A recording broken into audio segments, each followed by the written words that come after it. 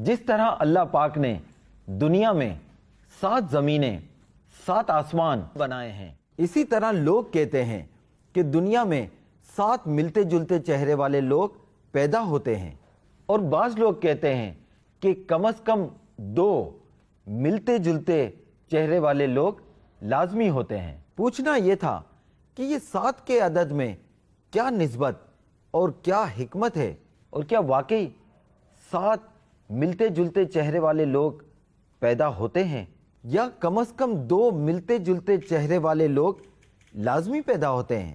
Please شیخ بتائیے، کیا ہے حقیقت، کیا افسانہ؟ بہرحال ایسا کہیں پڑھا نہیں ہے، نہ علماء سے سنا ہے کہ ہر فرد کا 7 ڈپلیکیٹ، ایک اوریجنل ہوگا باقی ڈپلیکیٹ، تو ایسا کچھ پڑھا نہیں ہے کہ 7 ہوں۔ ہاں، ملتے جلتے چہرے والے ہونا تو ممکن ہے۔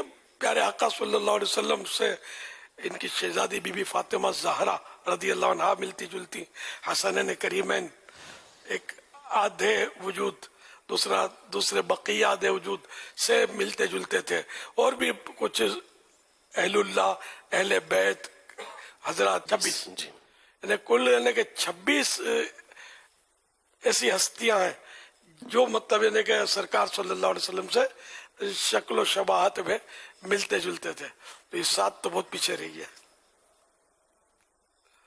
اور ڈبل بھی ہوتا ہے۔ ایک بار ایک صاحب اپنے بچے کو لے کر بارگاہ فاروقی میں حاضر ہوئے، حضرت امیر المومنین عمر فاروق اعظم رضی اللہ عنہ کی بارگاہ میں۔ سیدی فاروق اعظم رضی اللہ عنہ نے اس کو دیکھ کر فرمایا کہ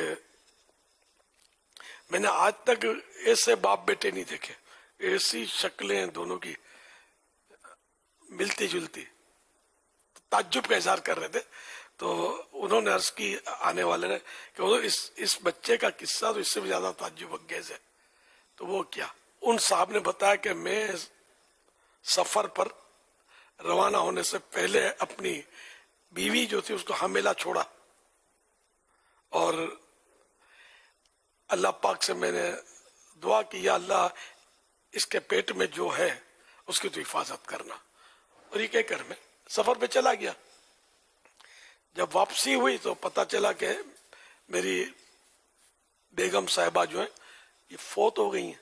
ان کی قبر پر وہ کوئی دور سے آگ کا شعلہ، چمکدار کوئی شعلہ نظر آتا ہے۔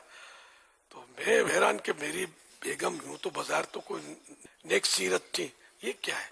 تو میں پہنچا اور میں نے کہا نہیں، اب میں قبر کو کھول کے دیکھوں گا یہ کیا ہے۔ تو میں نے وہ قبر کھودی، تو یہ جو میرے پاس بچہ ہے نا، یہ اس وقت اس سے لپٹا ہوا تھا، اور ماں تو فوت شدہ تھی، اس کا انتقال ہو گیا تھا، اس کی قبر تھی، یہ بچہ اس سے لپٹا ہوا تھا۔ تو میں حیران ہوا، تو مجھے غیب سے آواز آئی کہ تم نے جاتے ہوئے یہ بچہ اللہ کے سپرد کر دیا تھا، اگر اس کی ماں کو بھی سپرد کر دیتے تو یہ بھی زندہ ملتی۔ یہ قدرت کا کرشمہ۔ تو ہم لوگ دعائیں مانگنے میں بھی بخل کر رہے ہوتے ہیں بعض اوقات، اور دعائیں مانگنے میں کوتاہی اور سستی تو کرتے ہی کرتے ہیں، مانگتے کا۔ اس طرح مطلب یہ کہ یہ دونوں باپ بیٹے ایک دوسرے سے ملتے جلتے تھے، یہ مقصود تھا۔ سیدنا امیر المومنین حضرت عمر فاروق اعظم رضی اللہ عنہ جو ہمارے دوسرے خلیفہ ہیں مسلمانوں کے، ان کے دور کا یہ واقعہ۔